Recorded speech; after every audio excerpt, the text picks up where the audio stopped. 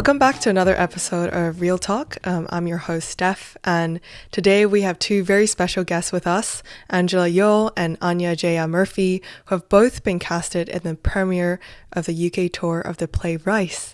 Welcome both. It's really exciting to have you here today, and I guess just to start us off, it would be great if you can just maybe quickly introduce yourselves, give us a brief summary of the play and maybe your role in it as well.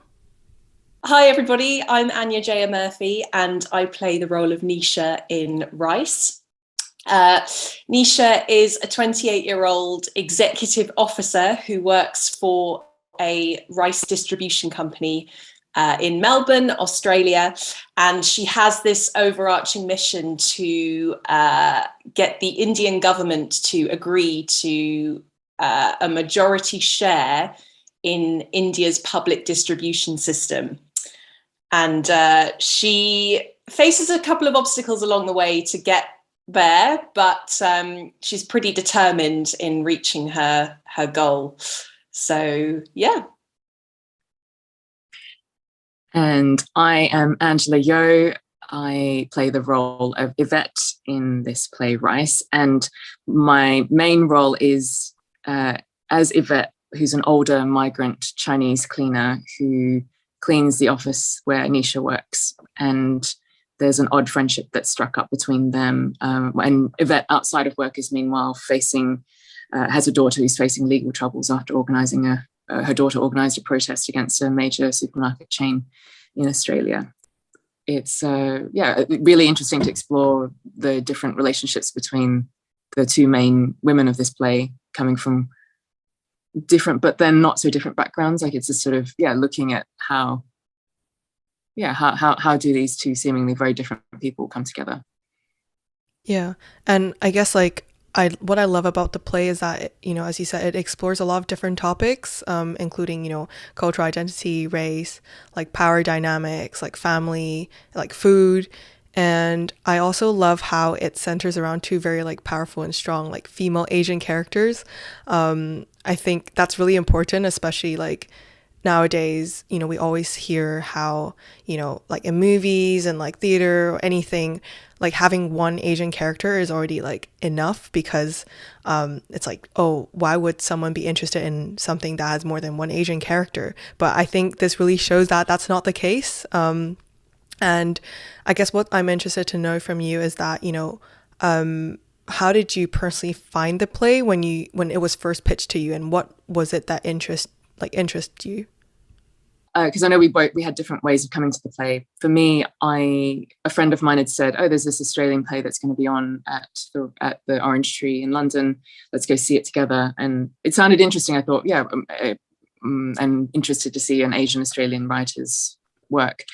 And when I saw, and then another friend said to me, "By the way, Angela, they're recasting for the tour because the London cast can't do it."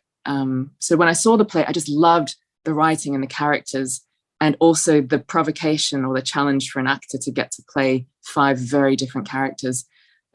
In my work as a storyteller, I used to work as a journalist before I retrained as an actor. I've always been interested in challenging people's expectations, expanding the possibilities for what we can all be, whatever gender, race, age. Just because I think being a non-white or being an Asian female, I would often show up in the world as a human being, but then realize that people weren't seeing me that way first. They were seeing me as a category. So I think the appeal of the play was that it was a wonderful creative challenge as an actor. The writing was great, the characters were great, and the chance to also explore the themes around globalization, economics, social economic imbalance. That's something that I've always really been interested in as a journalist, is through comedy as well. How can we laugh about it and open up that conversation? So there are a lot of things that aligns for me. I also studied international relations, and my work was mainly as an international reporter. So it just brought together a lot of elements that felt really right. And fortunately, when I reached out to Matthew to say I'm interested in this role, he was willing to audition me, and then here I am. So nice. And how about you, Anya? Yeah, I remember when I first read the play, and the first word that popped into my head was athletic. it was honestly, I was reading it and I was thinking, God, the two actors that play these parts, it's like they must be running a marathon every time they have to perform it.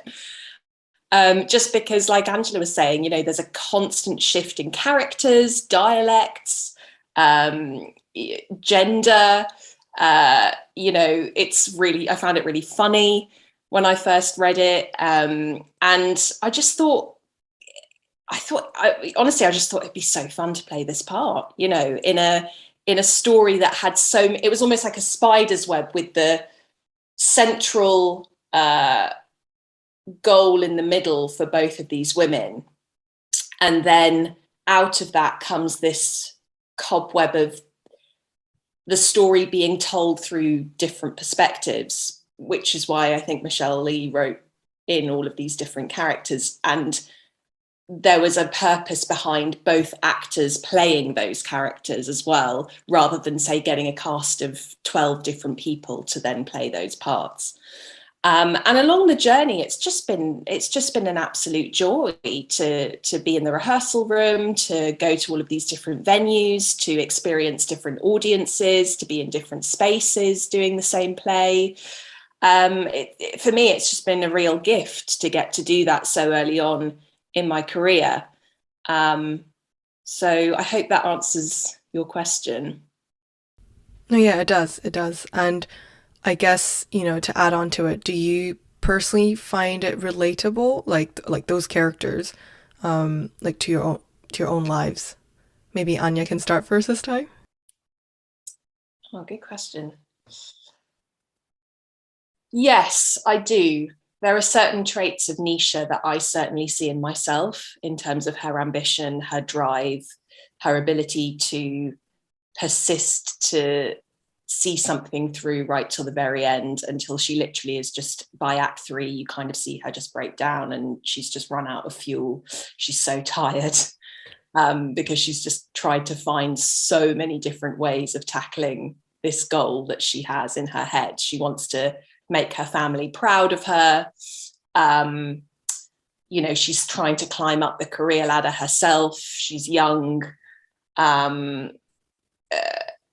Yeah, there are a lot of things, but then there are also parts of her that I don't relate to, you know, and so that's also been really fun in terms of play, you know, getting to play her. Yeah. Yeah, for me, yes, really relatable across all the different characters, actually. And the central character, Yvette, I mean, she's really hard on herself, and I can often be very hard on myself.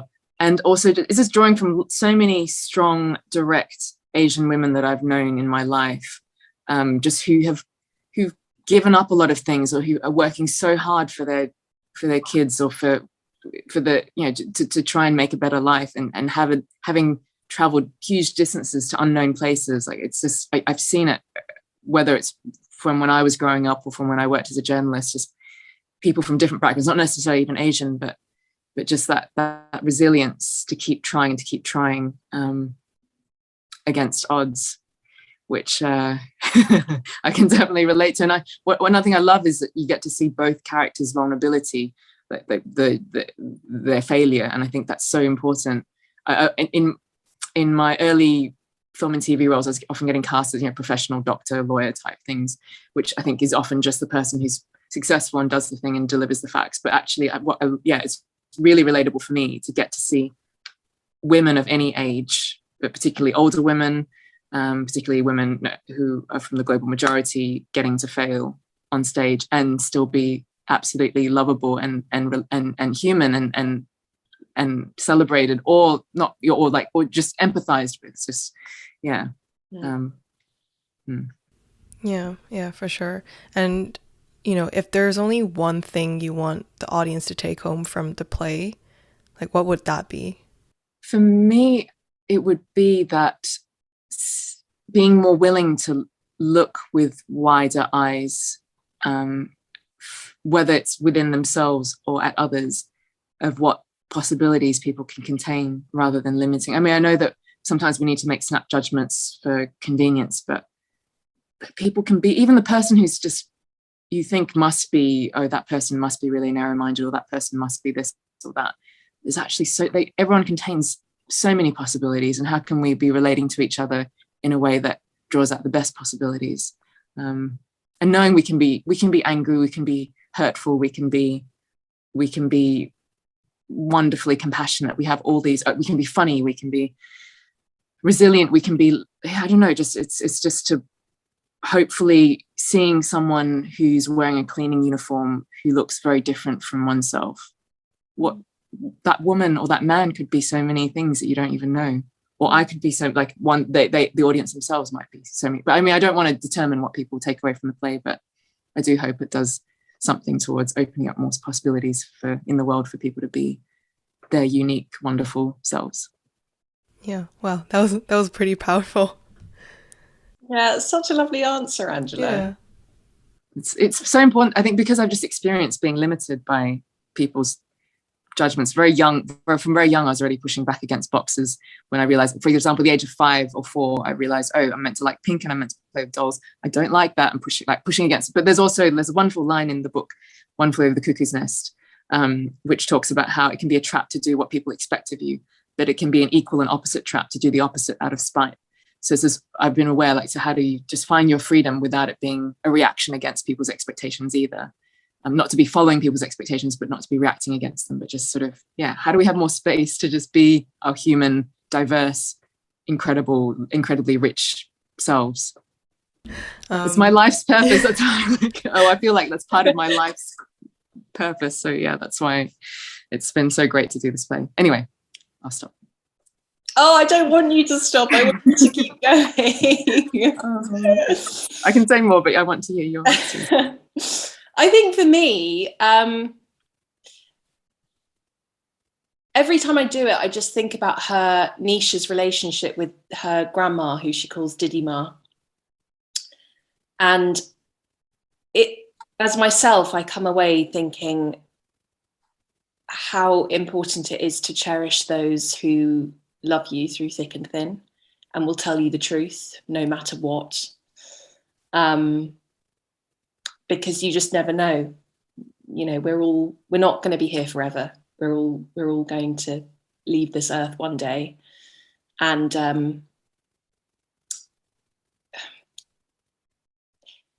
it's sad in a way, because this play, the character I play is so determined to make sure that she fulfills what she thinks are the hopes and dreams that her Didi Ma has for her.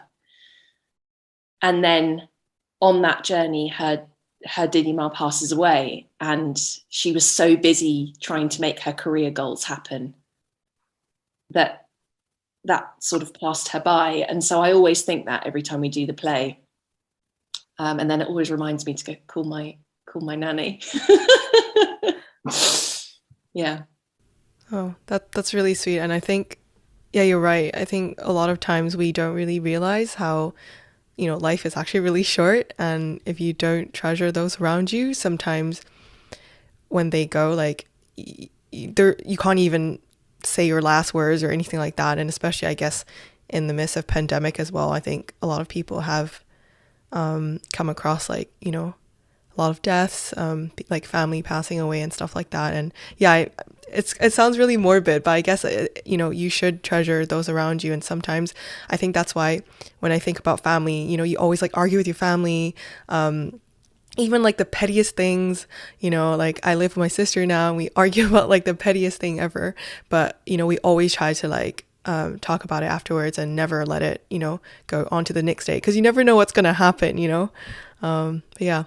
That's the good thing though with siblings, yeah. Right? Is you can argue about something so petty, and then 5 minutes later it's water off a duck's back. Yeah. But we do have a line in the play, don't we, Angela, of at the end in Act 3, my 2 little sisters are fighting over her room. Which just relates to all of that, you know. It's like their grandma passes away, and then a couple of weeks later the sisters are fighting over which one should get her room. Obviously it was a big room. And I guess like to kind of move on from like discussing about the play, I would love to know more about like you guys as individuals. You know, what I'm interested to know, I mean, Angela, you mentioned that previously you were working as a journalist and then you kind of like move into like acting. You know, my question for you both is, was acting something you always wanted to do as a kid? Or was it something that you kind of fell into as you know, lived your life and then decided that, hey, you know what? I want to be an actor. Yeah, I acted from a young age and I absolutely loved it. I loved being in a rehearsal room. I loved working with other people, doing a play or a musical. And my weekends were filled up with acting and, you know, in youth theatre groups and things like that.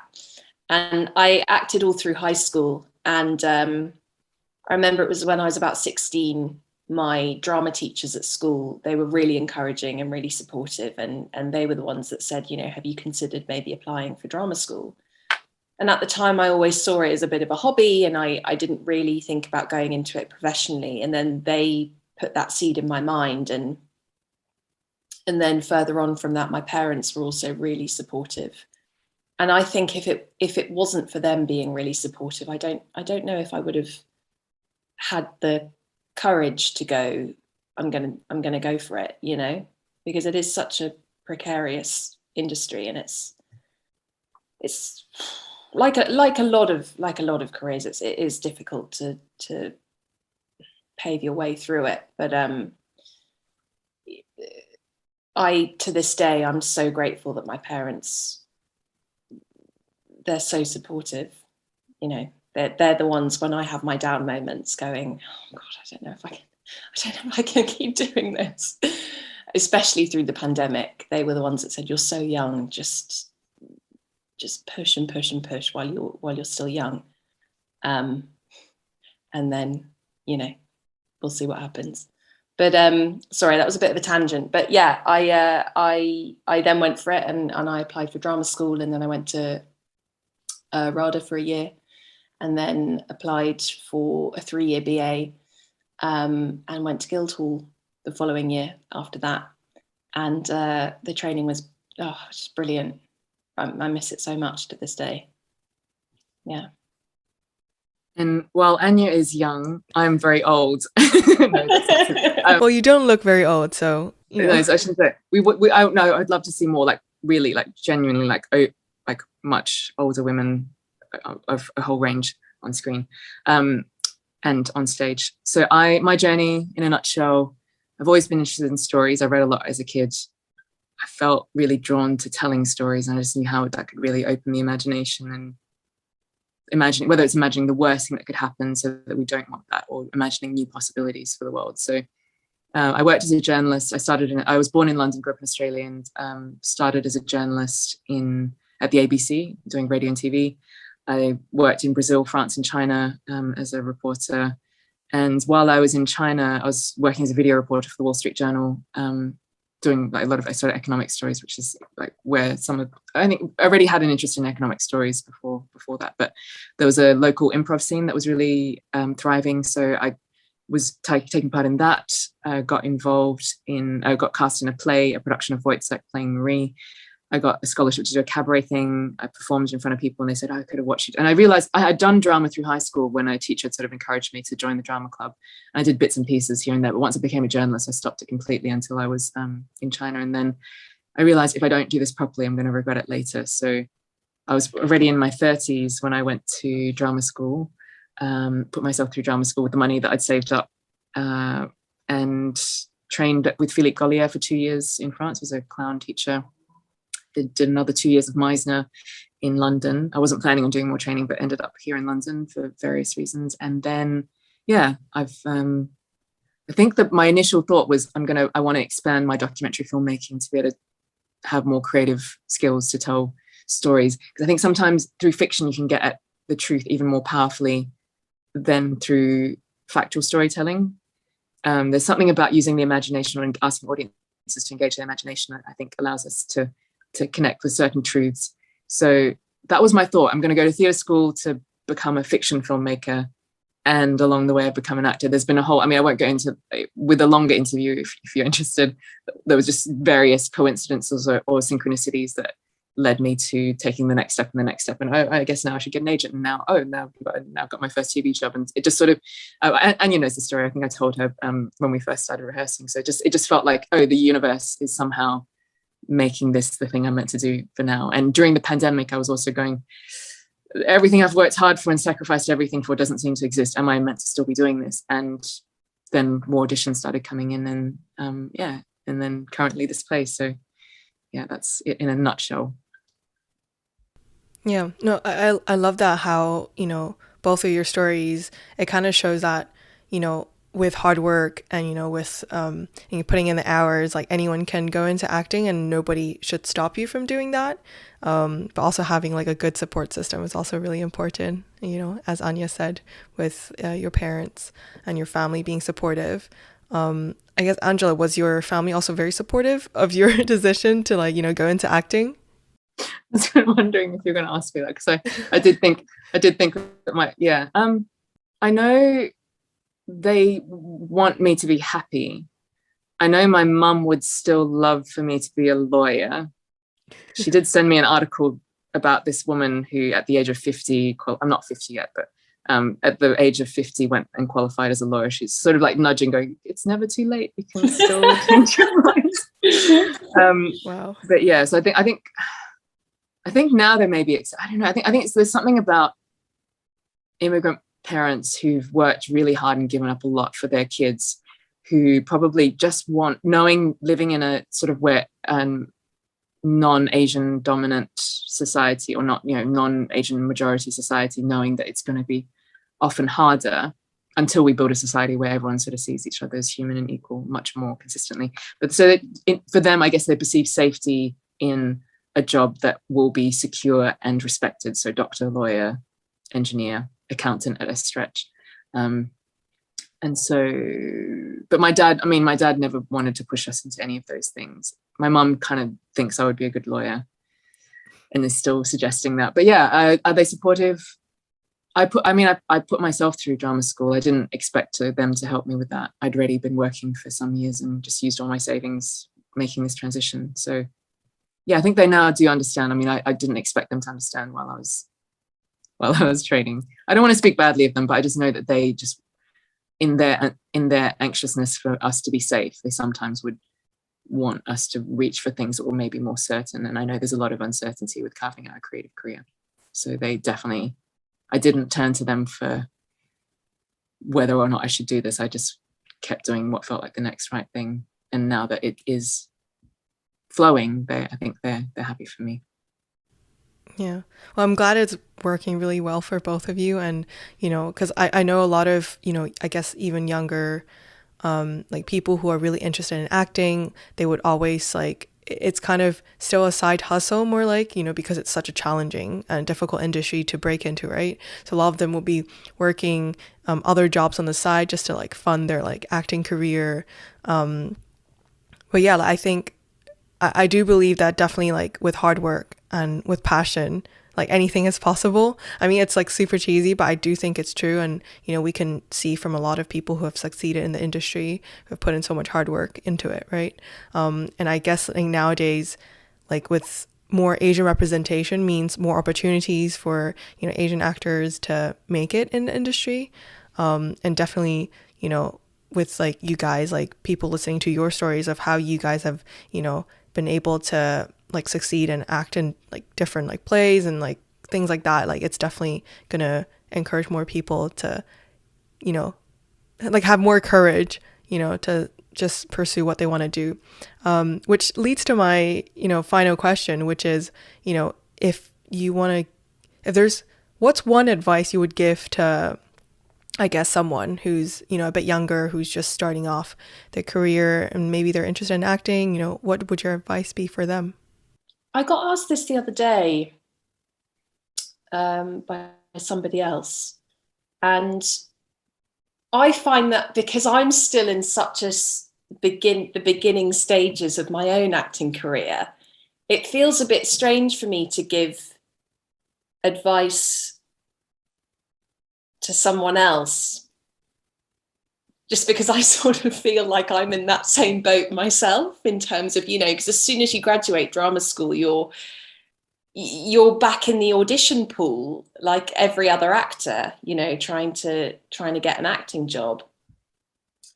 But in terms of just my own experience and where I've come so far, from I mean, I'm in this position at the moment where I'm realizing that if I'm going to make an acting career work for myself, I am going to need to just push and push and hustle and, you know, throw all my balls to the wall, so to speak, and see what sticks. And I think it is just one of those types of industries, you know, and it's been a really humbling experience, especially graduating in the middle of a pandemic where no one really knew what was going on. And, you know, I graduated in the height of the first lockdown. And I remember my drama school, they did a good job in terms of moving everything online at short notice and trying to adapt our schedule so that we could still graduate properly and still finish off our training. But yeah, I mean, that would be the thing I would say to people that are applying for drama school or are at drama school already. The one thing I would say is, if you are at drama school or you've just started or you're about to start, I look back at my own training and I think about the times where I took certain parts of the training for granted. And I think about that now and I think, God, how lucky was I to have a full-time 3-year training, a professional training as an actor. And that would be my one thing is just reap it for all it's worth, because it will be over. And again, I don't think that the training ever stops. I think you're constantly learning, which I think is such a beautiful thing about this profession. But just really, really wring it out for everything that you can. You worked hard to get in there. And you're one of few people that got a place. So, yeah, that would be, I've gone on for so long. No, I think that's great advice. I mean, it's interesting how you said that you feel like you're in the same boat as a lot of other people. Yeah. But I think, you know, it's interesting how different people value success differently. So some people might think, oh, you have to win like a BAFTA to be deemed as successful. But, you know, maybe to a lot of like even younger people, they might see you as someone who, you know, you just graduated, but you already like been able to like act in a play, you know, that's written by, you know, a recognized like playwright. So, you know, yeah, I think you're very humble to say that. Yeah. Yeah, I feel like I'm still in early stages of my career as well, because I was getting started and then like the last 2 years have been a pandemic. So it's been wonderful to be working together with Anya on this and the rest of the team on this. So I'd say, like, sort of bouncing off what Anya said about really just making the most of all the opportunities that are there, and speaking to people who may not get into a drama school, because I feel like I know Anya's gone like the professional drama school route. I've doing like training at Goliath and doing Meisner, they were like, you could do modules, you could like skip stuff, you didn't have to do a whole thing all the way through, even though I did do the whole thing all the way through with both courses. But there were lots of chances to like, do you decide to read just one play and choose one scene that you're going to work on, or do you choose to read 10 and try and do 10 different scenes, which is what I feel like, because I read all those things, it sort of opened my mind for like different things that I could do, or as a creative, just imagining other possibilities. Or like with the Meisner training, there was optional voice and movement. You didn't have to do it, or do optional repetition classes on the side. But I tried to do as many of those as I could, just while they were there to make the most of things. And also just for me, I think the main bit of advice, so that would be just really tuning into your own inner knowing of what it is that you're meant to do in this world, because I think every one of us is born knowing what we're meant to do, and we're sometimes more in tune with it as a kid. So sometimes I do ask people, what did you dream of doing when you were a kid? And it might not be that exact thing, but whatever that thing represents is the thing that I think it's so important to just, what are you going to do with this one precious life, as far as we know? I don't know what other people's beliefs are about whether we have one life or many, but yeah, in this life, if you really feel called to do it and to be able to leave. I mean, I did take all my savings and put myself through drama school and had lived really frugally and kept auditioning and not spent loads of money on other things in order to be able to go, okay, like I've got this bit of money, I'm going to spend it. Like there are many affordable workshops that you can go do, or sometimes you don't even have to spend money. You can listen to amazing podcasts or interviews like this one to just hear from actors who've traveled different routes to get inspiration. So I think they're just, my advice would be tune into what it is for you, and it's know why you're doing it. Or maybe if you don't know why, but you just know you have to just trust. And if you keep showing up, I think, with integrity and kindness and proactiveness, that inevitably those doors or the some paths will open. It may not be the one you expected, because I know some people have gone into acting training and ended up, like our first stage manager had gone into as an actor, but then ended up in stage management. He's an excellent stage manager. So you don't know what way it might take you, or like someone else who's now a video game director, or there's many paths, and we all need more of everyone's creativity in the world. So I hope that people find it within themselves, and by putting out good energy, will find the way to do it. Yeah, that's incredibly well said. And I guess that's all my questions. So, well, thank you very much for you both to join me today. I guess if anyone's interested to see the play, you guys will be on tour till the 14th of April. I'll just share the details in the information section of this video for anyone who's interested.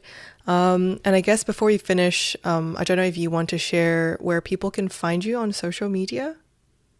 My handle is Angela H. Yeoh, Yeoh, and that's the same handle. So Angela, normal spelling, H, Yeoh, Yeoh, on Facebook, Twitter, and Instagram. I only started it when I all those things when I became an actor. So yeah, you can find me there. I'm Anya Anya Murphy MURPHY _ on Instagram. Perfect. Well, thank you again for joining me today. Thanks, Steph. Thanks so much. So lovely to speak with you. Yeah, same here.